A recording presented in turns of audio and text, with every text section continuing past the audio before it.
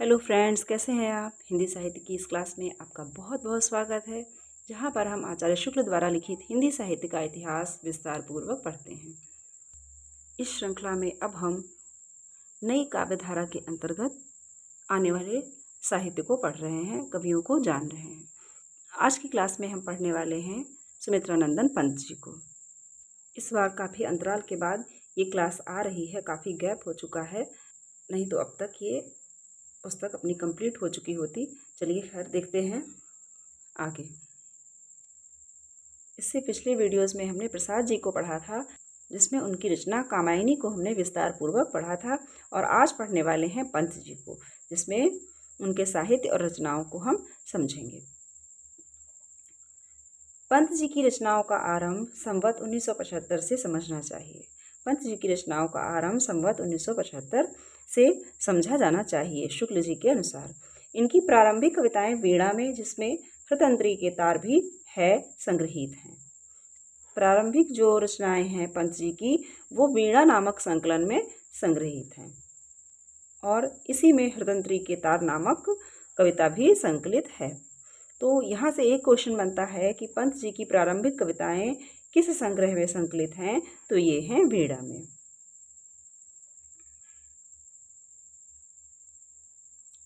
और हृतंत्री के तार नामक कविता पंत जी के किस संकलन में संकलित है, तो वो भी इसी वीणा नामक संकलन में संकलित है। उन्हें देखने पर गीतांजलि का प्रभाव कुछ लक्षित अवश्य होता है, और इन कविताओं को देखने पर इन पर गीतांजलि का प्रभाव कुछ लक्षित होता है। ऐसा लगता है कि इन पर गीतांजलि का प्रभाव है, पर साथ ही आगे चलकर प्रवर्धित चित्रमयी भाषा के उपयुक्त रमणीय कल्पना का जगह जगह बहुत ही प्रचुर, पर आगे चलकर जो चित्रमयी भाषा के उपयुक्त रमणीय कल्पना है, जो इनकी चित्रमयी भाषा के जो अनुकूल है, चित्रमयी भाषा में जो कल्पना प्रकट होती है, उस प्रकार की कल्पना का प्रचुर आभास मिलता है।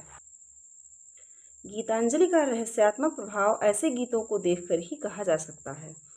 गीतांजलि का रहस्यात्मक प्रभाव ऐसे गीतों को देखकर ही कहा जा सकता है, जिसका एक उदाहरण यहाँ आचार्य शुक्ल ने दिया है। ऐसे गीतों को देखते हैं तो गीतांजलि का रहस्यात्मक प्रभाव इन पर दिखाई पड़ता है।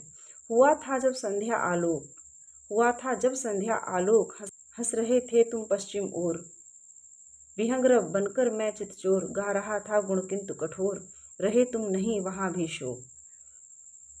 हुआ था जब संध्या आलोक, हंस रहे थे तुम पश्चिम ओर, विहंग्र बनकर मैं चितचोर, गा रहा था गुण किंतु कठोर, रहे तुम नहीं वहां भी शोक। पर पंत जी की रहस्य भावना प्रायः स्वाभाविक ही रही, परंतु पंत जी की जो रहस्य भावना थी वो प्रायः स्वाभाविक ही रही, प्राकृतिक ही रही। वाद का सांप्रदायिक स्वरूप उसने शायद ही कहीं ग्रहण किया हो। उनकी कल्पना किसी वाद से जुड़ी हुई नहीं थी। जो वाद का सांप्रदायिक स्वरूप था, उससे वो जुड़ी हुई नहीं थी, उसको उनकी कविता ग्रहण नहीं करती। उनकी जो एक बड़ी विशेषता है, प्रकृति के सुंदर रूपों की आह्लादमयी अनुभूति, वह वीणा में भी कई जगह पाई जाती है। उनकी सबसे बड़ी विशेषता क्या है कि प्रकृति के सुंदर रूपों का बहुत मनोरम वर्णन पंत जी ने किया है। ये उनकी बड़ी भारी विशेषता कही जा सकती है। वह वीणा में भी कई जगह पाई जाती है। वह वीणा नामक जो संग्रह है, उसमें भी कई जगह पाई जाती है। सौंदर्य का आह्लाद उनकी कल्पना को उत्तेजित करके ऐसे अप्रस्तुत रूपों की योजना में प्रवृत्त करता है, जिनके प्रस्तुत रूपों की सौंदर्यानुभूति के प्रसार के लिए अनेक मार्ग से खुल जाते हैं। सौंदर्य का जो आह्लाद है, उनकी कल्पना को उत्तेजित करके ऐसे अप्रस्तुत रूपों की योजना में प्रवृत्त करता है। सौंदर्य का आह्लाद उनको, उनके हृदय को, उनकी कल्पना को इतना उत्तेजित कर देता है कि वो ऐसे अप्रस्तुत रूपों की योजना बनाते हैं, ऐसे अप्रस्तुत रूपों को अपनी कविता में प्रयुक्त करते हैं, जिनके प्रस्तुत रूपों की सौंदर्यानुभूति के प्रसार के लिए अनेक मार्ग खुल जाते हैं। वीणा की कविताओं में इसने लोगों को बहुत आकर्षित किया है। वीणा नामक संग्रह की जो कविताएं हैं, उन कविताओं में इसने लोगों को बहुत आकर्षित किया है। इस सौंदर्य की जो योजना है, अप्रस्तुतों की जो योजना है प्राकृतिक सौंदर्यों के प्रति, उसने लोगों को बहुत आकर्षित किया है। इस प्रकार की कविताएं वीणा में संकलित हैं। यहाँ पर वीणा संग्रह में जो कविताएं संकलित हैं, उनमें से इसमें वीणा की कुछ पंक्तियां दी गई हैं।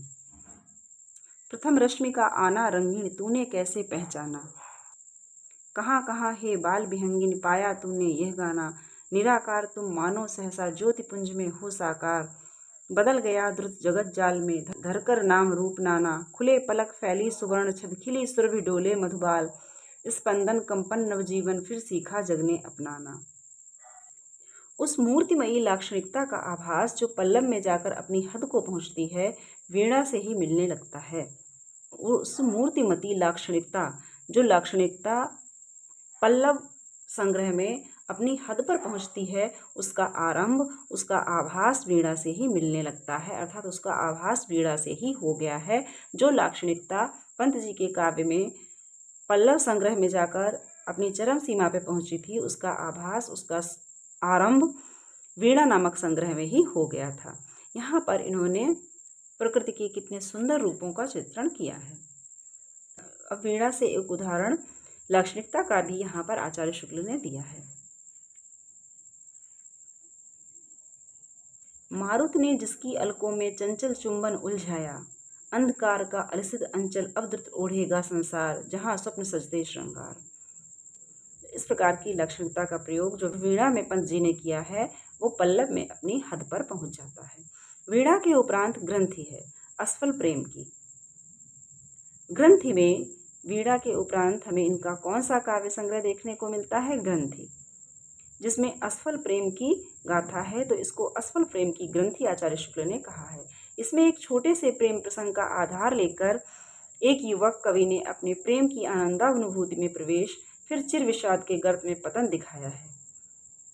यहाँ पर आचार्य शुक्ल ने ग्रंथि नामक जो इनका काव्य संग्रह है, उसके विषय में बताया है कि उसका विषय क्या है, उसका काव्य विषय क्या है। एक छोटे से प्रेम प्रसंग को आधार बनाकर ये काव्य रचा गया है।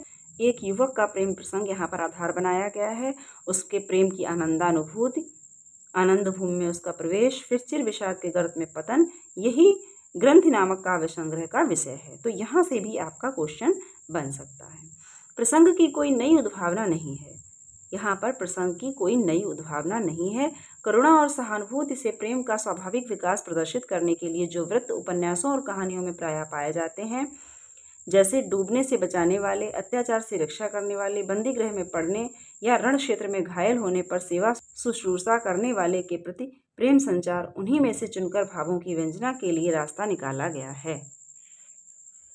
जो व्रत उपन्यासों और कहानियों में जो कथानक चलते आए थे, जो व्रत लिए जा रहे थे, उन्हीं में से एक व्रत यहाँ पर चुनकर उसमें अपने भावों की व्यंजना पंत जी ने की है। यहाँ पर कोई नया प्रसंग नहीं है, कोई नवीन विषय नहीं उठाया गया है। झील में नाव डूबने पर एक युवक डूबकर बेहोश होता है और आंख खुलने पर देखता है कि एक सुंदरी युवती उसका सिर अपने जंघे पर रखे हुए उसकी ओर देख रही है।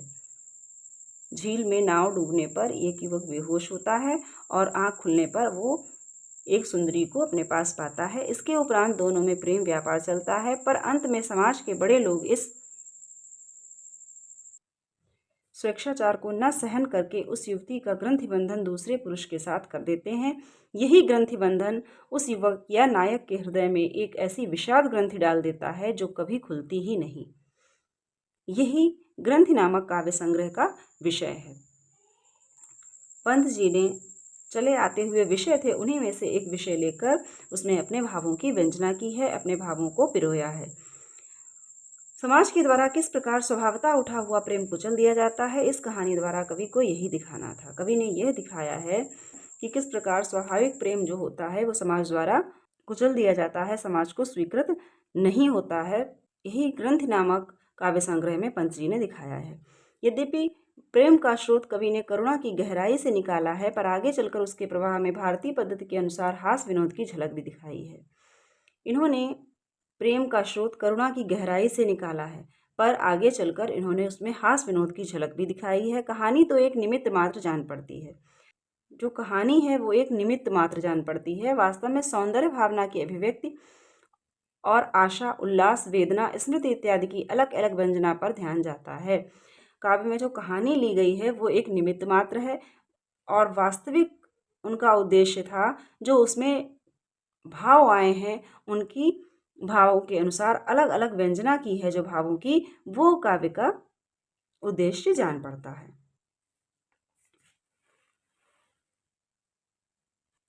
पंत जी की पहली प्रौढ़ रचना पल्लव है, जिसमें प्रतिभा के उत्साह या साहस का तथा पुरानी काव्य पद्धति के विरुद्ध प्रतिक्रिया का बहुत चढ़ा बढ़ा प्रदर्शन है।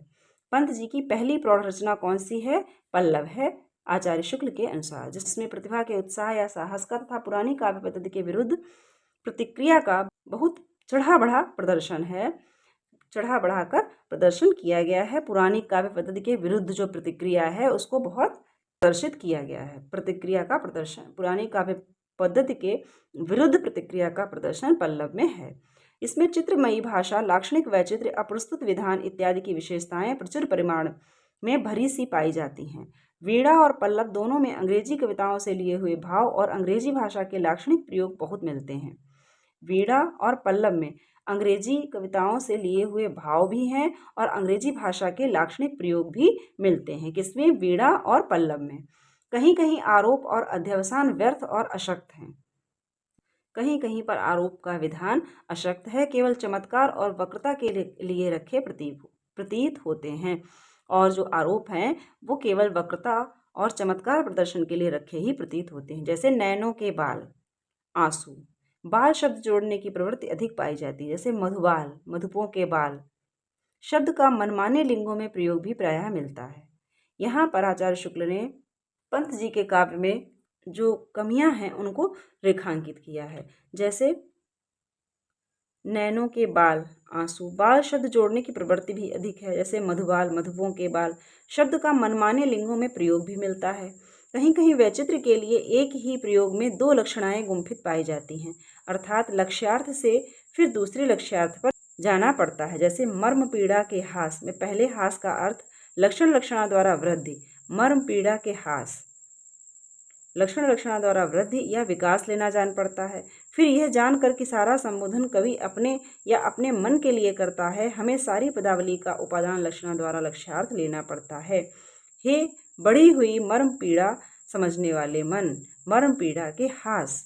एक तरफ इसका अर्थ यह है कि वृद्धि या लक्षणा अर्थात पीड़ा का विकास या पीड़ा की वृद्धि, और दूसरी तरफ उपादान लक्षणा द्वारा अगर लक्ष्यार्थ ग्रहण करें तो यहाँ पर होता है बढ़ी हुई मर्म पीड़ा समझने वाले मन। इसी प्रकार कहीं कहीं दो अप्रस्तुत भी एक साथ उलझे हुए पाए जाते हैं, जैसे अरुण कलियों से कोमल घाव। अरुण कलियों से कोमल घाव, पहले घाव के लिए वर्ण के सादृश्य और कोमलता के साधर्म से कली की उपमा दी गई है, पर घाव स्वयं अप्रस्तुत या लाक्षणिक है और उसका अर्थ है कसकती हुई स्मृति। इस तरह एक अप्रस्तुत लाकर फिर उस प्रस्तुत के लिए दूसरा अप्रस्तुत लाया गया है। घाव के लिए वर्ण के सादृश्य और कोमलता के साधर्म से कली की उपमा दी गई है। घाव स्वयं अप्रस्तुत है, फिर इसके लिए भी अप्रस्तुत लाना कसकती हुई स्मृति। इस तरह अप्रस्तुत लाकर फिर उस प्रस्तुत के लिए दूसरा प्रस्तुत लाया गया है। इसी प्रकार दो दो उपमान एक में उलझे हुए हमें गुंजन की इन पंक्तियों में मिलते हैं। अप्रस्तुत भी इन्होंने दो दो प्रयोग किए हैं, अर्थ लक्षणा भी इन्होंने गुम्फित करके प्रयोग किए हैं, और इसी प्रकार उपमान भी इन्होंने एक साथ प्रयोग किए हैं जो उलझे हुए आचार्य शुक्ल ने कहा है। गुंजन की ये पंक्तियां हैं। अरुण अधरों की पल्लव प्रात, मोतियों सा हिलता हिमहास। कहीं कहीं पर साम्य बहुत ही सुंदर और व्यंजक है। वे प्रकृति के व्यापारों के द्वारा मानसिक व्यापारों की बड़ी रमणीय व्यंजना करते हैं। कहीं कहीं पर जो इन्होंने साम्य दिया है वो बहुत सुंदर और व्यंजक है। वे प्रकृति के व्यापारों द्वारा मानसिक व्यापारों की, जो प्रकृति के व्यापार हैं उनके द्वारा मानसिक व्यापारों को व्यंजित करते हैं, जो एक बड़ी रमणीय व्यंजना होती है। जैसे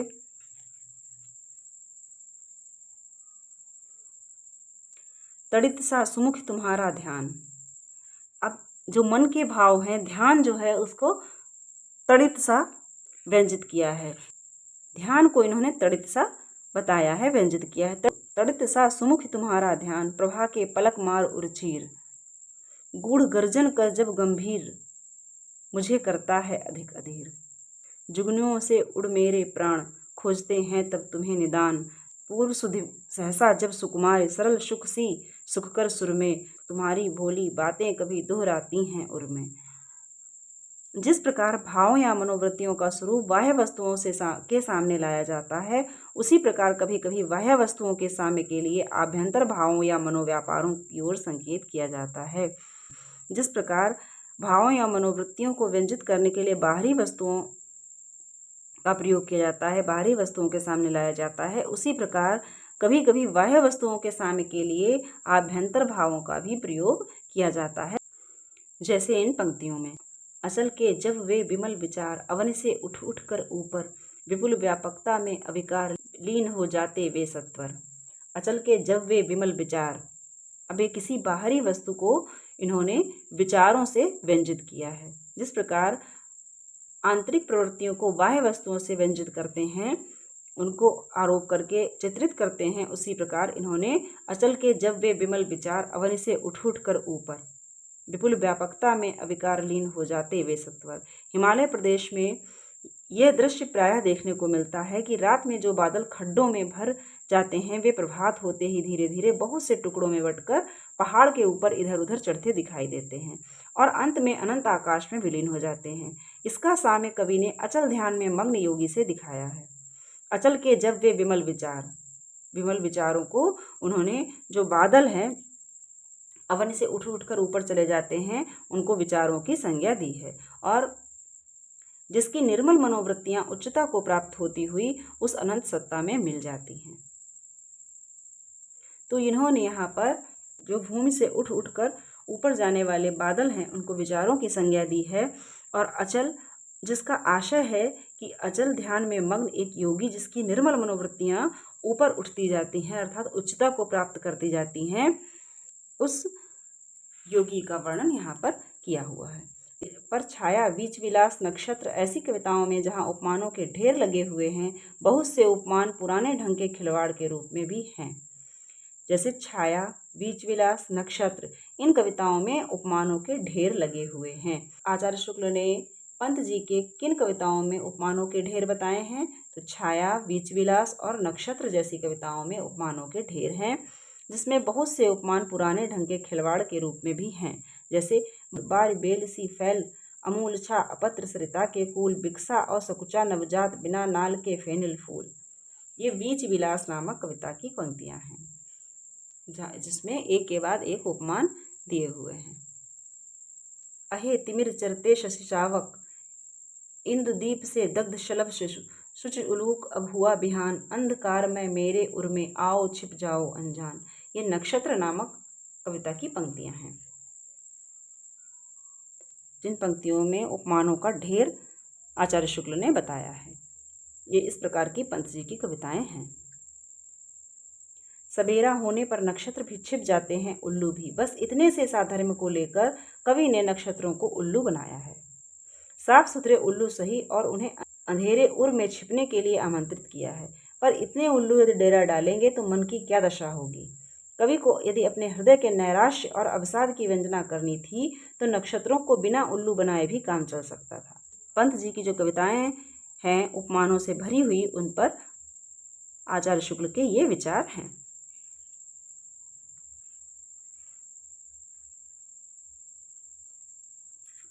कहीं कहीं संकीर्ण समास पद्धति के कारण कवि की विवक्षित भावनाएं अस्फुट सी हैं। जैसे नक्षत्रों के प्रति ये वाक्य, संकीर्ण समास पद्धति है, उसके कारण जो भावनाएं हैं वो अस्फुट सी रह गई हैं।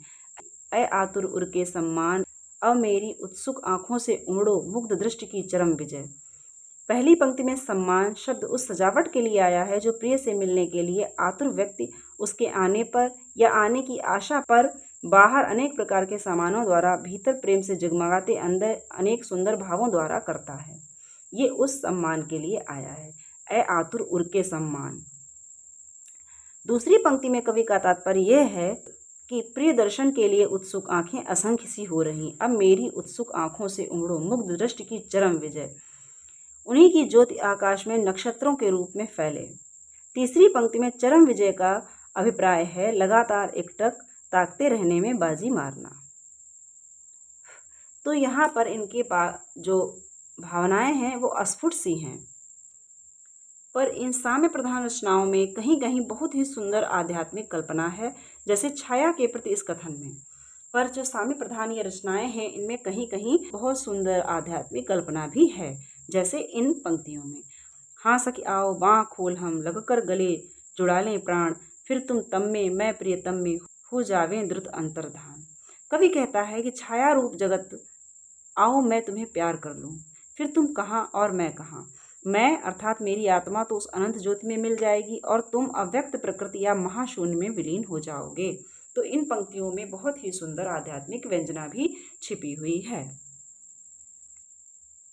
पल्लव के भीतर उच्छ्वास, आंसू, परिवर्तन और बादल आदि रचनाएं देखने से पता चलता है कि छायावाद के नाम से एक वाद न चल गया होता तो पंत जी स्वच्छंदता के शुद्ध स्वाभाविक मार्ग ट्रू रोमांटिसिज्म पर ही चलते।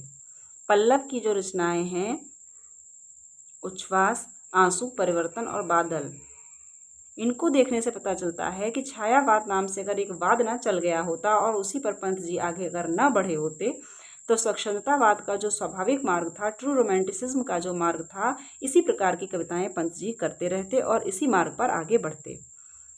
उन्हें प्रकृति की ओर सीधे आकर्षित होने वाला, उसके खुले और चिरंतन रूपों के बीच खुलने वाला हृदय प्राप्त था। पंत जी को प्रकृति से सीधे आकर्षित होने वाला हृदय प्राप्त था। यही कारण है कि छायावाद शब्द मुख्यतः शैली के अर्थ में, चित्र भाषा के अर्थ में ही उनकी रचनाओं पर घटित होता है।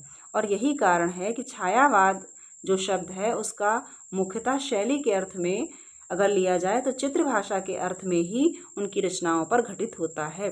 अर्थात छायावादी रचनाएं पंत जी की इसीलिए ही केवल कहलाती हैं कि उसमें चित्र भाषा शैली का प्रयोग है और ये शैली छायावाद की शैली के रूप में जानी जाती है। बस इसीलिए पंत जी की रचनाएं छायावादी रचनाएं कहलाती हैं। रहस्यवाद की रूढ़ियों के रमणीय उदाहरण प्रस्तुत करने के लिए उनकी प्रतिभा बहुत कम प्रवृत्त हुई। उन्होंने रहस्यवाद की रूढ़ियों से अपने काव्य को दूर रखा है। रहस्यवाद की रूढ़ियों के रमणीय उदाहरण प्रस्तुत करने के लिए उनकी प्रतिभा बहुत कम आगे बढ़ी है। रहस्य भावना जहाँ है वहाँ अधिकतर स्वाभाविक है। उनकी रहस्य भावना रूढ़ियों पर नहीं चली है। जहाँ भी उनके काव्य में रहस्य भावना आई है वो स्वाभाविक है और अधिकतर इसी प्रकार की रहस्य भावना उनके काव्य में है। अन्यथा उनका जो काव्य है वो छायावाद के अंतर्गत अपनी शैलीगत विशेषता के लिए ही आता है। फ्रेंड्स, आज यहीं तक। इससे आगे देखेंगे अगले वीडियो में। तो आपको वीडियो अच्छा लगा हो तो लाइक कर दीजिएगा, शेयर कर दीजिएगा और चैनल पर नए हैं तो सब्सक्राइब करके बेल आइकन ज़रूर प्रेस कर दें ताकि इस पुस्तक की ये पूरी सीरीज़ आप देख सकें।